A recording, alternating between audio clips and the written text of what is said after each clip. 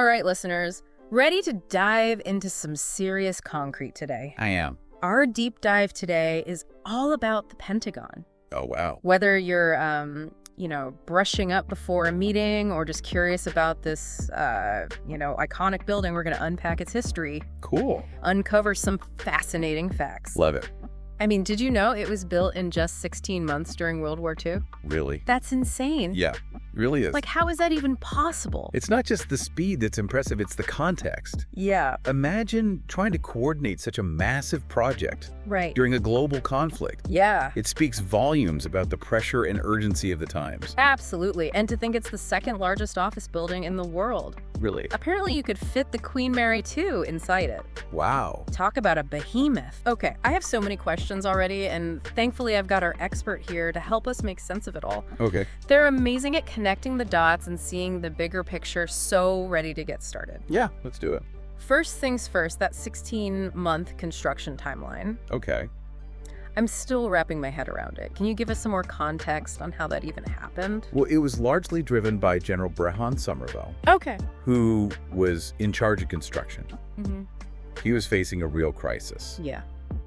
The War Department had simply outgrown its existing offices. Wow. With the war effort in full swing, they needed a solution, and they needed it fast. So Somerville basically said, get it done and get it done now? Pretty much. Yeah. He was known for being incredibly demanding and efficient. Yeah. And considering they completed the Pentagon in just over a year, Mm. I'd say he got what he wanted. I can only imagine the logistical nightmare. Yeah. What I find really interesting is that they used so little steel in the construction. You'd think a building that massive would be all steel beams, right? You would, Yeah. but wartime shortages meant they had to find alternative materials. Right. That's where those 680,000 tons of sand dredged from the Potomac River come in. Wow. They used it to create reinforced concrete, which was a pretty innovative solution at the time. That's incredible. Talk Yeah. about resourcefulness. Mm-hmm. And they didn't stop there. They built ramps instead of elevators to conserve steel, and even used the excavated material to create that lagoon we see in photos. It Yeah. seems like every decision was driven by this need for speed and efficiency. Exactly. They couldn't afford any delays. Right. And this urgency is reflected in the construction method they used, building wedge by wedge. Wedge by wedge. Yeah. I have to admit, I'm not familiar with that term. It's actually pretty fascinating. Imagine a pie cut into slices. Yeah. They essentially built the Pentagon in sections like slices of pie, allowing them to occupy completed wedges while construction continued on others. Mhm. It was a brilliant way to get the building operational as quickly as possible. Okay, that makes a lot of sense. Yeah. It's like they were constantly playing catch up, trying to stay ahead of the ever-growing demands of the war effort. Mhm. So they built it fast. But what about the layout? Okay. 5 sides, 5 floors, 5 rings of corridors? That's Yeah. a lot of fives. Yeah. Was there some kind of symbolism behind that? Well, the pentagonal shape wasn't initially a symbolic choice. Okay. It was actually dictated by the original site they had chosen, Arlington Farms, which had a roughly pentagonal outline. Okay. President Roosevelt later opted for the Hoover Airport location, but decided to stick with the design. So it was a bit of a happy accident? In a way, yes, but the pentagonal shape does have some practical advantages. Oh, interesting. Think of those old star forts with their multiple lines of defense. Right. The Pentagon's shape echoes that, offering a sort of inherent fortification. Okay. And symbolically, it does represent this idea of strength and resilience. It definitely projects an image of power, that's for sure. But those 5 rings of corridors? Yeah. I've heard you can walk 17 and a half miles without leaving the building.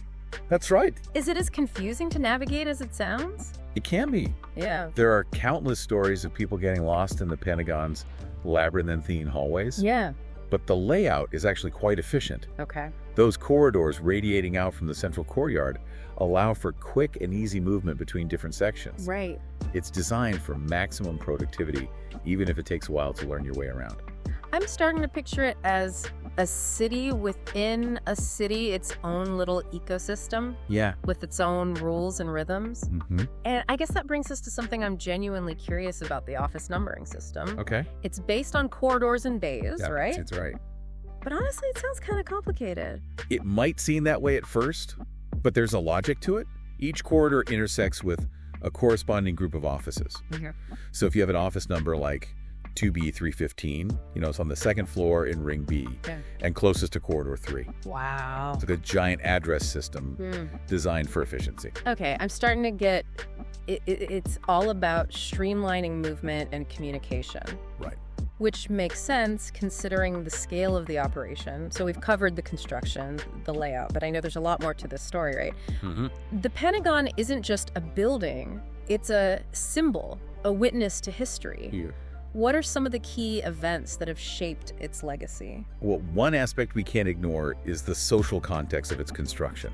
Right? Remember, this was built during a time of racial segregation in America. That's right. It's a part of history we can't shy away from. And the Pentagon story during this period is complex. Yeah. While it initially adhered to segregation laws, its cafeteria ultimately defied those orders, becoming a unique space in Virginia where those laws were not enforced.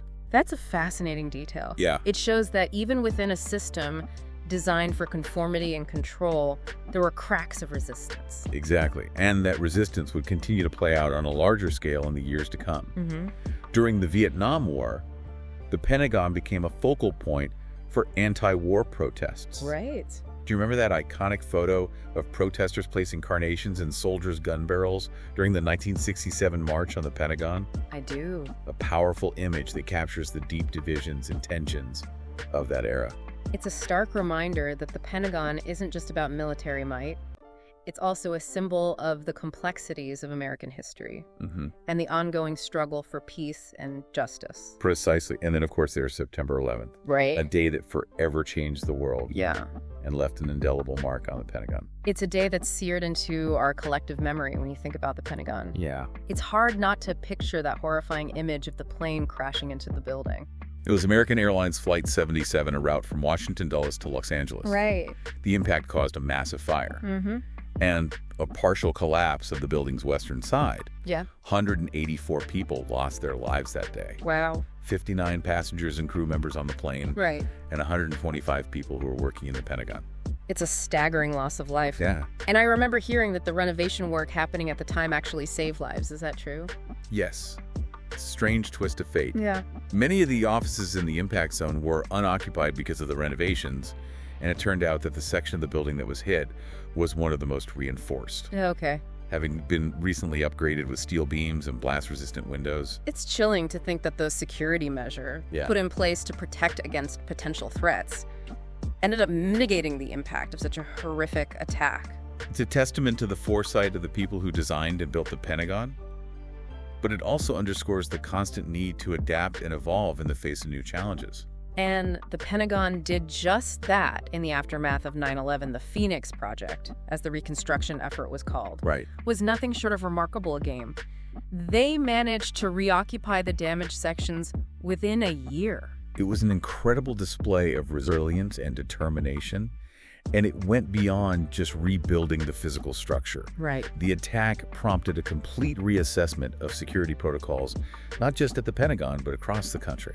It's amazing how a single event can have such a ripple effect, changing the way we think about security travel, Yeah. even our daily lives. Absolutely. And the Pentagon, as a symbol of American power, became even more central to the national conversation. Right. It was no longer just a building, it was a target, Yeah. a representation of everything that was at stake in the War on Terror. It makes you wonder how the Pentagon will continue to evolve in the years to come. The world is changing so rapidly, Yeah. and the nature of warfare is evolving right alongside it. Yeah, you're right. The challenges facing the Pentagon today are vastly different from those of the past. Think about the rise of cyber warfare, for instance. Yeah.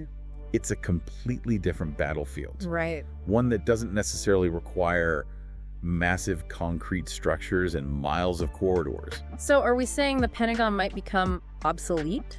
Obsolete might be too strong a word, Hmm. but its role will certainly need to adapt. Yeah. The Pentagon has always been more than just a building. Right. It's a symbol, a command center, a representation of American military might, and those aspects will likely remain significant. It's like those ancient castles we see in Europe. Yeah, They're no longer used for their original defensive purposes, right. but they still hold historical and cultural value. They become symbols of a bygone era. That's a great analogy, but Yeah. the Pentagon's not quite ready to be relegated to the history books just yet. Okay. It's still a vital hub for military operations and strategic planning. But how does a building designed for a different era adapt to the challenges of the 21st century? Yeah. I mean, we're talking about drones, artificial intelligence, cyber attacks. It's a whole new ballgame. It is, and the Department of Defense is actively grappling with these questions. We're already seeing shifts in how the military operates, with a greater emphasis on technology intelligence Yeah. and remote operations. The Pentagon might become less about physical presence and more about coordinating these dispersed forces, acting as a central nervous system for a global military network. That's fascinating. Yeah. Imagine the Pentagon as the brain, Right. directing operations across continents, responding to threats in real time, coordinating resources. It's like something out of a sci-fi movie. And it's not that far-fetched. We're already seeing elements of this in the way the military uses drones and satellite technology. Yeah. The Pentagon will need to invest heavily in research and development, pushing the boundaries of artificial intelligence and cyber defense to stay ahead of the curve. It's a lot to take in, and it raises all sorts of questions. How do you even begin to prepare for threats that are constantly evolving? How do you maintain security in a virtual world? And what about the ethical implications of all this technology? These are questions that don't have easy answers, but they're questions that we need to be asking. And it's not just about the technology itself, but also about the people who use it. That's a great point. We can't forget the human element, the soldiers who risk their lives, Yeah. the analysts who sift through data, the decision makers who weigh the consequences of every action. Their expertise and judgment will always be crucial. Absolutely. And as the Pentagon evolves, it will need to find ways to attract and retain the best and brightest minds. Right. People who are not only skilled in technology, but also possess the critical thinking skills and ethical compass to navigate the complexities of modern warfare. It's a tall order, but one that's essential for the future of national security. And it makes me wonder how the physical structure of the Pentagon might change as well. Yeah, Do you need all those massive office spaces if more people are working remotely? right. What about the environmental impact of such a large building? Yeah, those are all valid considerations. We might see parts of the Pentagon repurposed or redesigned to accommodate new technologies and working styles. Perhaps more collaborative spaces, research labs, Yeah. even virtual reality training centers. Yeah. And who knows, maybe one day we'll see solar panels on the roof of the Pentagon. That would be a sight. Yeah. It would be a symbol of a military that's not only technologically advanced, but also environmentally conscious. It's definitely something to consider, and it's Yeah. not just about the Pentagon itself. We need to think about the broader context of national security and how it's evolving in the 21st century. What are the new threats we face? What are the most effective ways to address them? Right. How do we balance military strength with diplomacy and international cooperation? These are questions that go far beyond the scope of our deep dive today. Yeah. But they're incredibly important nonetheless. Absolutely, and it's something that each of us should be thinking about as citizens of this complex and interconnected world. The future of the Pentagon, and indeed the future of national security, is ultimately in our hands. Well said. I think this deep dive has really opened my eyes to the complexities of the Pentagon. Yeah, It's past, present, and future. It's so much more than just a building. it really is. It's a symbol, a hub of power, and a reflection of America's evolving role in the world. I couldn't agree more. It's been a fascinating journey exploring its history and contemplating what the future might hold. And I have a feeling our listeners are probably just as captivated by this topic as we are. Yeah. I bet they have some insightful thoughts of their own. I wouldn't be surprised. This is the kind of conversation that sparks curiosity Right. and raises important questions. Exactly. So, to our listeners, we want to hear from you. Yeah. What are your thoughts on the Pentagon's future? Yeah. What do you think? Do you think it will continue to be relevant in a world that's increasingly defined by technology and information warfare? Yes.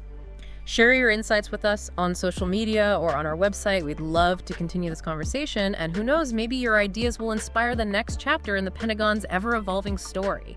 That would be incredible. After all, the future of the Pentagon is ultimately up to all of us. It's a shared responsibility. Well said.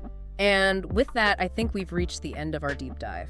Wow. But don't worry, we'll be back soon with another fascinating topic to explore. Right. Until then, keep those brains buzzing and stay curious.